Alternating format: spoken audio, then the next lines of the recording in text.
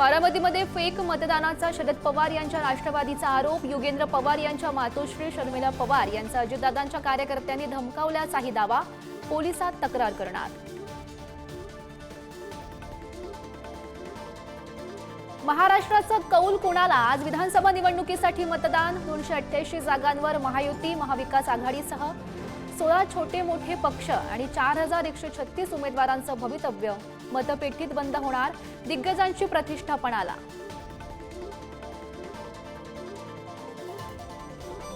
बारामतीत शरद पवार विरुद्ध अजित पवार प्रतिष्ठा पणाला। अजित पवार सुनेत्रा पवार यांनी काटेवाडीत बजावला मतदानाचा हक्क। सुप्रिया सुळे प्रतिभा पवार यांचं माळेवाडीत मतदान।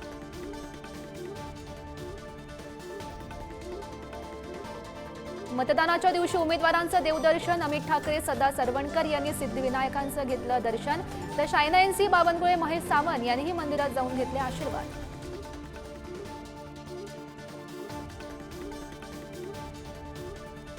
विदर्भातील 62 जागांवर मतदान। फडणवीस बावनकुळे मुनगंटीवार नाना पटोले विजय वडेट्टीवार यांची प्रतिष्ठा पणाला।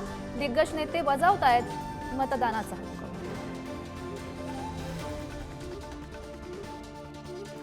सोलापूर दक्षिणमध्ये महाविकास आघाडीमध्ये बिघाडी। प्रणिती शिंदे सुशीलकुमार शिंदे यांचा अपक्ष उमेदवाराला पाठिंबा। ठाकरेंच्या सेनेच्या उमेदवाराऐवजी अपक्षाला पाठिंबा दिल्यानं वाद चव्हाट्यावर।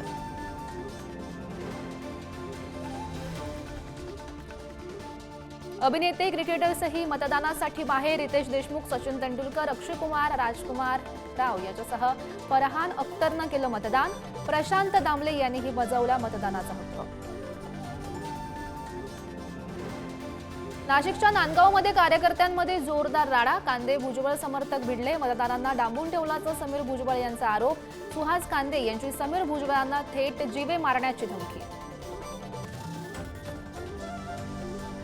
संभाजीनगरच्या सिल्लोडमधील घटंबरी गावात 2 गटामध्ये हाणामारी। बीडच्या परळीमध्ये शरद पवार यांच्या राष्ट्रवादीचे नेते माधव जाधव यांना मारहाण।